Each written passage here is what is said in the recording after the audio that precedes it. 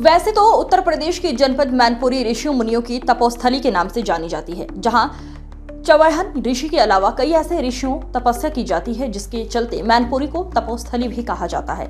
ऐसा हम नहीं कह रहे हैं, इतिहास गवाह है। प्रदेश सरकार मैनपुरी के गांव गांव, शहर शहर, नगर पंचायत, नगर पालिका एवं ग्राम पंचायत अध्यक्षों के माध्यम से विकास कार्य कर रही है, क्योंकि गांव का विकास तो प्रदेश का विकास और प्रदेश का विकास तो देश का विकास सुनिश्चित माना गया है। ऐसे में हम आपको मैनपुरी की एक ऐसी ग्राम पंचायत में लेकर चल रहे हैं जो ग्राम प्रधान के अथक प्रयासों के बाद बीते 10 सालों में, जब से उत्तर प्रदेश में भारतीय जनता पार्टी की सरकार बनी है, तब से चौमुखी विकास करते हुए उत्तर प्रदेश सरकार के मुखिया योगी आदित्यनाथ का सपना पूर्ण करने में जुटे हैं, जो विकास के साथ साथ पर्यटक स्थल के पक्षी विहार के नाम से भी जानी जाती है, जहां सैकड़ों हेक्टेयर में झील मौजूद है। सर्दियों के समय में ये झील विदेशी पक्षियों की शरण स्थल बन जाती है। शासन प्रशासन के अलावा ग्राम प्रधान करते हैं विशेष सहयोग। विकास के चलते गांव में धरातल पर उतारी गई है सरकार द्वारा लाभान्वित योजनाओं का लाभ भी लाभार्थियों को मिल रहा है। गांव में नाली, सीसी मार्ग, इंटरलॉकिंग युक्त गलियां मौजूद, साफ सफाई का रखा जाता है विशेष ध्यान। स्वच्छता, शिक्षा एवं चिकित्सा की विशेष सुविधा मौजूद है, जहां ग्राम पंचायत में वृद्धा, विधवा, विकलांग आदि लाभार्थी पेंशन ले रहे हैं।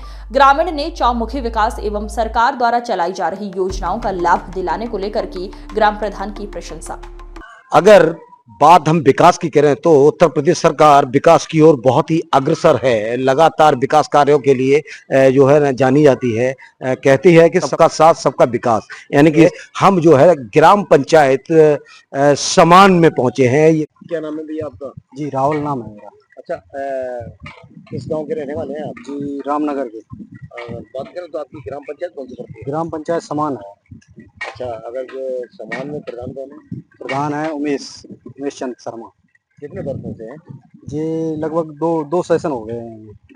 इससे पूर्व कौन से प्रधान? इससे पहले यादव से एक।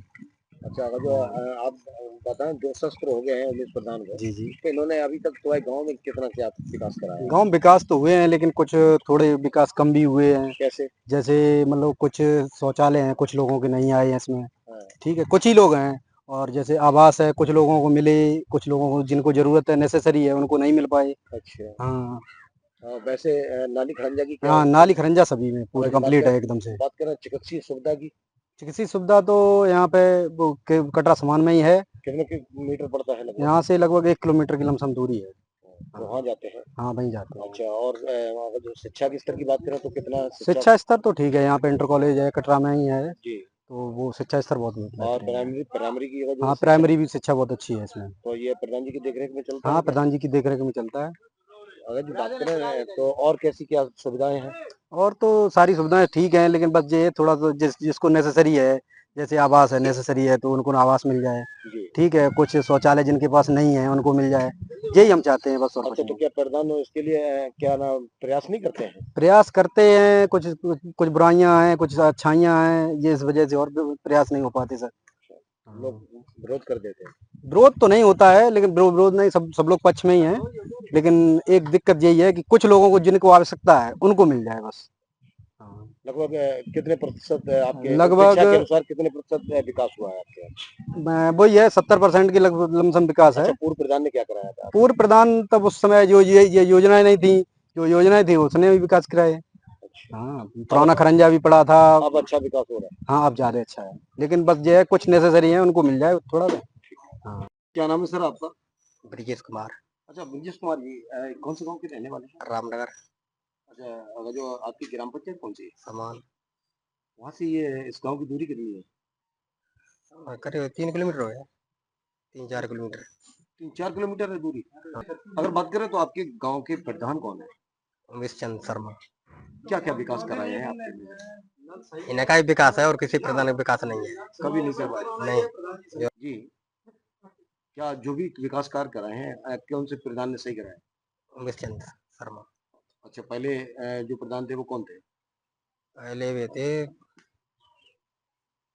पहले इनके अच्छा, उन्होंने कुछ नहीं कराया? कराया, हल्का कराया है। तो इनके कार्यकाल में ही काम हुआ है? हाँ, इनके। अच्छा, अगर जो बात करें तो आपके यहाँ ऐसी कोई असुविधा है जो ना हो? हमारे सब सुविधा है। सारी सुविधाएं? हाँ। जैसे कि शौचालय वगैरह और सब चीज। शिक्षा का स्तर? सबका बढ़िया। सब बढ़िया है। सर क्या नाम है? मेरा नाम हेमंत यादव है। मैं प्राथमिक विद्यालय समानपुर प्रधानाध्यापक के पद पर कार्यरत हूँ। सर अगर जो बात करें तो आपके विद्यालय में कितने छात्रों की संख्या है? मेरे विद्यालय में इस वर्तमान समय में 156 जो है नामांकन है और इस समय नामांकन प्रक्रिया चल रही है। अगर बात करें सर यहाँ पर जो है आपके यहाँ कितने मतलब शिक्षक पढ़ाते हैं? हमारे विद्यालय पे नियमित तौर पर 5 शिक्षक हैं, जिसमें एक प्रधानाध्यापक और 4 सहायक अध्यापक कार्यरत हैं। अगर सर इसमें जो है क्या ना कमरों में बात करें तो कितने कमरे आपके यहाँ? हमारे यहाँ बैठने के लिए बच्चों की पर्याप्त बैठक व्यवस्था है, जिसमें 5 कमरे जो है क्रियाशील हैं और 2 अन्य जो है वो अभी अक्रियाशील है, लेकिन उनको क्रियाशील बनाने के लिए प्रयासरत है। अच्छा, आपके यहाँ जो है ये विद्यालय प्रांगण में देखने को मिला कि एक बाल वाटिका भी बनाई गई है। सर इसका क्या उद्देश्य है? ये बाल वाटिका किस स्तर पर बनाई? बाल वाटिका का उद्देश्य शासन के द्वारा जो 3 से 6 वर्ष के नामांकित बच्चे हैं, उनको आंगनवाड़ी के द्वारा जो है कार्यकर्तियों के द्वारा एक उचित माहौल दिया जाए, शिक्षा के क्षेत्र में वो भी मुख्य धारा में जुड़ सकें। इसलिए शासन द्वारा जो है प्रत्येक परिषदीय प्राथमिक विद्यालय में जो है बाल वाटिका का संचालन किया जा रहा है और इसी के तहत प्राथमिक विद्यालय समान पर भी संचालन हो रहा है। तो सर अगर बात करें तो शिक्षा के स्तर को देखते हुए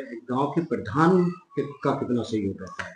हमारे सम्मानित ग्राम प्रधान श्री उमेश चंद जी का इस विद्यालय के प्रति क्या वो पूरी ग्राम सभा के जितने भी विद्यालय हैं सभी के लिए वो समर्पित रहते हैं और खासकर मेरे विद्यालय के लिए तो वो 100% समर्पित रहते हैं। उनके लिए वो विद्यालय के लिए 24 आवर्स उपलब्ध रहते हैं, जिसमें जो कार्य हैं जैसे कि विद्यालय का टाइलीकरण हुआ, विद्यालय की 4 दीवारें हुई या इंडिया मार्क का हैंडपंप में कहीं कोई कमी है, इसके लिए प्रधान जी ने बहुत अच्छा सहयोग दिया और बहुत सकारात्मक सहयोग रहता है शिक्षा के प्रति। अच्छा सर अगर बात करें तो शिक्षा का स्तर देखने के लिए कभी कभार प्रधान जी आते, मिड डे मील जैसी योजना चलाई जाती है तो उनका कभी टेस्ट करते हैं? नहीं, मिड डे मील की योजना में सह खातेदार भी होते हैं प्रधान, और वो हम लगभग सप्ताह में 2 या 3 दिन मॉनिटरिंग करते हैं, आकर देखते हैं कि मिड डे मील में क्या बना है क्या नहीं बना है और आके भोजन को चखते भी है और पूरी निगरानी जो है विद्यालय के कार्यों में वो अपना रखते हैं। किस तरह से आपने विकास कराया, क्या क्या योजनाएं आपने धरातल पर उतारने का काम किया, क्योंकि उत्तर प्रदेश सरकार द्वारा जो संचालित योजनाएं हैं उनको किस तरह से यहाँ पर इस ग्राम पंचायत समान में उतारा है? आपका एटीएन समाचार में आपका स्वागत है। ठीक, नमस्ते भैया। अगर हम बात करें तो किस तरह की योजनाओं का आपने यहाँ पर उतारने का काम किया और चौमुखी विकास कराया? शासन द्वारा जो माननीय योगी जी मोदी जी के द्वारा जो ग्रामीण क्षेत्र के लिए योजनाएं हैं धरातल पर उतारी गई हैं पूरी, चाहे सड़क हो या नाली हो, पानी का संरक्षण, पानी को कैसे बचाना है और मूलभूत जो ग्रामीणों की सुविधाएं हैं सारी सुविधाएं उपलब्ध कराई, शिक्षा, स्वास्थ्य है और खेती किसानी। और जैसे कि अगर बात करें कि आपके गांव में यानी ग्राम पंचायत में कितने की आबादी है और कितने मतदाता है? मेरे यहाँ लगभग 22,500 की आबादी है ग्राम पंचायत समान की और 13,500 के अब मतदाता है। सर अगर बात करें तो कितने मजरे लगते हैं? 33 मजरे लगते हैं, 33 यानी कि विधानसभा से कम नहीं है? अरे नहीं, ऐसा तो कुछ नहीं जी, अगर जो 33 मजरे लगते हैं। तो इसमें अगर जो बात करें तो इसके विकास के लिए सरकार द्वारा ऐसी कितनी योजनाएं लागू की गई हैं जो धरातल पर दिखाई दे रही है? माननीय योगी जी ने सबसे अच्छी योजना ये चलाई है मुख्यमंत्री आवास जी, जो बहुत से लोग ऐसे हैं जो उनका जैसे सर्वे हुआ बहुत समय लगता है, जैसे कोई घटना हो गई, आग लगना, बरसात से मकान गिरना, और बहुत से ऐसे लोग हैं जो नहीं करा पाते, उन्हें प्राथमिकता के आधार पर मुख्यमंत्री आवास मिलते हैं जी और प्रधानमंत्री भी आवास मिलते हैं मेरे यहाँ। अच्छा, तो बात करें शौचालय की तो शौचालय तो जब तक व्यक्ति की लाइफ रहेगी तब तक कभी पूर्ति नहीं हो पाएगी, क्योंकि आज किसी के परिवार में 4 बच्चे हैं जी, तो पहले एक बन गया माता पिता का, उसके 4 बच्चे अलग हुए, फिर 4 परिवार हो गए, तो इस तरह से ऐसे वो तो बढ़ता ही रहता। टारगेट ऐसे ही आवास का है, जब तक शासन सुविधाएं देता रहेगा लोग लेते। अच्छा सर, अगर नाली खड़ंजों की अगर बात करें, जैसा कि हमने कई गाँव में देखा है और देखने पे ये भी देखने को मिला है कि आपकी कस्बा भी ये समान है, इसमें भी हमने देखा कि लोगों से बातचीत भी की है, तो सर साफ सफाई के नाम पर और किस तरह की पक्की गलियां हैं कि अपने, क्योंकि 10 साल का कार्यकाल हो गया आपका। हमारे यहाँ लगभग 99% गांव पूरे हो चुके हैं। 1-2% एक गांव रह गया है, उसमें भी बरसात के तुरंत बाद काम लगा दिया जाएगा। और जो जैसे पुराने खरंजे थे तो मानक के अनुसार उनका भी नंबर आएगा। जैसे काम कराते हैं मनरेगा योजना से अभी चल रहा है काम, उसके सापेक्ष 40% पक्का काम मिलेगा। जो अधूरे रह गए हैं गाँव उन्हें भी पूरा करा दिया जिस जाएगा। तरह से आपने ये बताया है कि मनरेगा यानी मनरेगा का बात आई तो हमें भी याद आ गया। तो ऐसे श्रमिक हालांकि के गांव में किसान और मजदूर होते हैं ज्यादातर, तो ऐसे लाभार्थियों को कितना लाभ दिलाते हैं मनरेगा के तहत? ऐसा ना मेरे यहाँ जैसे और इनका कार्य मिलता है कि नहीं, बिल्कुल मिलता है। पिछड़ा क्षेत्र है ज्यादातर जी और दलित आबादी भी ज्यादा है। जो लोग बहुत से ऐसे किसान हैं जिनकी पश्चिमी बिहार में जमीन है, जी ठीक है, तो वेटलैंड की जमीन है, वो किसान नहीं कर पाते, उन्हें तो मजदूरी करना बेचारों को।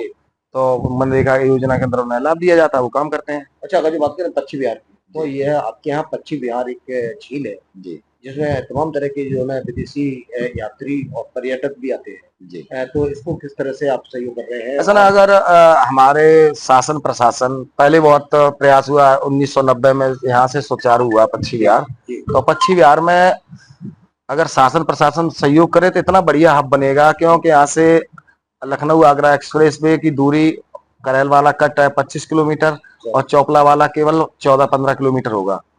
तो जैसे लोग आगरा से अयोध्या के लिए जाते हैं तो यही रूट पड़ता है। अगर ये यहाँ हब अच्छा बन जाएगा, क्योंकि 527 लगभग 527 हेक्टेयर पश्चिम बिहार है, उसमें केवल 145 एकड़ किसानों की जमीन रह गई है। किसानों का उनका मुआवजा मिल जाए, पैसा पड़ा है, तो सारी समस्याएं दूर हो जाएंगी। तो लगातार आप भी पहल कर रहे हैं और यहाँ पर बहुत सी मीटिंग हुई, जिलाधिकारी ने भी पहल की है। अभी जो वर्तमान में जिलाधिकारी जी हैं वो भी आए थे, एक बार देखे, उनसे भी बात हुई। माननीय सीडीओ मैडम भी आई थी तो सर्दियों में, उन्होंने भी देखा है। तो प्रयासरत है शासन प्रशासन। और इससे पहले जो हमारे पूर्व जिलाधिकारी महोदय रहे कृष्ण श्री अविनाश कृष्ण जी, उन्होंने बहुत प्रयास किया, मीटिंगें भी की। किसान पहले एग्री नहीं था, अब किसान एग्री भी हो गया। सर्किल रेट का 4 गुना लेने के लिए पैसा भी पड़ा है, किसानों को उसका मुआवजा मिल जाए, तो उसके चारों तरफ बाउंड्री वाल हो जाए, अच्छे तालाब बनाए जाए, किसानों की समस्या रहेगी नहीं। क्योंकि हमारे यहाँ पानी कोई समस्या नहीं, मेरे यहाँ निचली गंगा नहर है और उसके 20 स्रोत है पानी पहुंचाने के। क्योंकि जब तक आप उसके 20 स्रोत है पानी पहुंचाने के, क्योंकि जब तक आप उसके एक हब बनेगा तो पानी रोकने की व्यवस्था करेगी। जब तक किसानों को मुआवजा नहीं मिलेगा तो किसान पानी रोकने नहीं दे रहे हैं। मतलब केवल मुआवजे पर इसका विकास रुका हुआ है। अगर मुआवजा किसानों को मिलेगा तो इतना बढ़िया बनेगा, क्योंकि साइलेंट मोड हो जाएगा, किसान जाएंगे नहीं, जानवर जाएंगे नहीं, तो वहां पे पक्षी रुकेंगे। क्योंकि पक्षी बाहर का पक्षी आता साइलेंट चाहता है जगह, तो वहां डिस्टर्बेंस होता है, इसलिए फिर कम रुक पाता है। जो पहले आज के जैसे 93 में 96 में यहाँ इतना पहले इतना जल भरा होता था, कोई नाला नहीं था, तो इतना पक्षी आता था, लोग बाहर से बहुत देखने आए, तभी यहाँ शुरुआत हुई थी।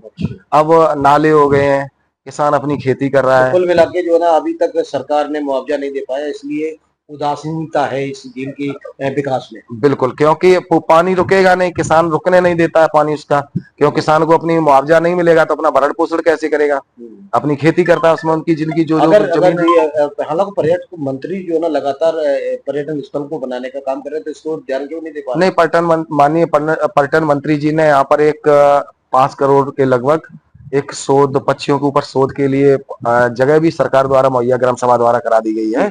उस पर भी काम लगने वाला है, अभी वर्क शुरू नहीं हुआ है। जी अभी जल्दी हो जाएगा, शुरू जल्द हो जाएगा।